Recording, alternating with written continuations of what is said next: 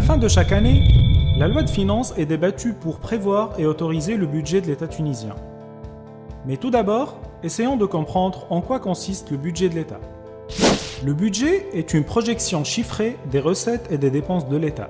Les recettes peuvent être fiscales telles que l'impôt sur le revenu des personnes physiques IRPP, l'impôt sur les sociétés IS, les droits de consommation s'appliquant à un certain nombre de produits tels que les fruits exotiques, les produits de luxe, l'alcool ou le tabac, TVA perçue sur le prix de vente des biens et services et payée par le consommateur final, ou les droits de douane liés à l'importation ou à l'exportation de marchandises. Les recettes peuvent aussi être non fiscales, à savoir les revenus pétroliers, les revenus de participation de l'État dans les entreprises, les dons extérieurs, les recettes de privatisation ou autres recettes non fiscales.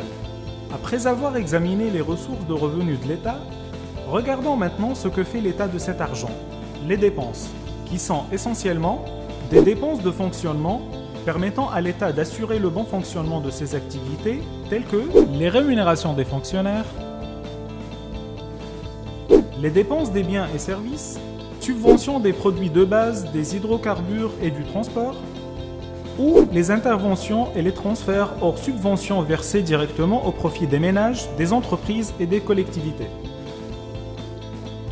Des dépenses d'équipement sous la forme d'investissements directs en finançant de nouvelles routes ou voies ferroviaires,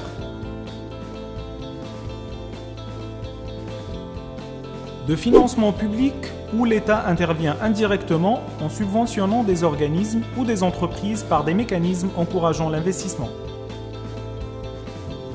Et enfin, la charge de la dette. Le budget de l'État doit être équilibré, c'est-à-dire que les dépenses doivent être égales aux recettes. Si les recettes dépassent les dépenses, on parle d'excédent budgétaire, ce qui n'est jamais arrivé dans l'histoire de la Tunisie. Dans le cas contraire, on parle de déficit budgétaire. L'État recourt aux emprunts pour financer son déficit, ce qui accroît l'encours de sa dette publique. En résumé, le budget de l'État est un exercice délicat d'équilibre et d'allocation des recettes et des dépenses. Dans une prochaine vidéo, nous examinerons de près la nouvelle loi des finances 2013 qui vient d'être approuvée.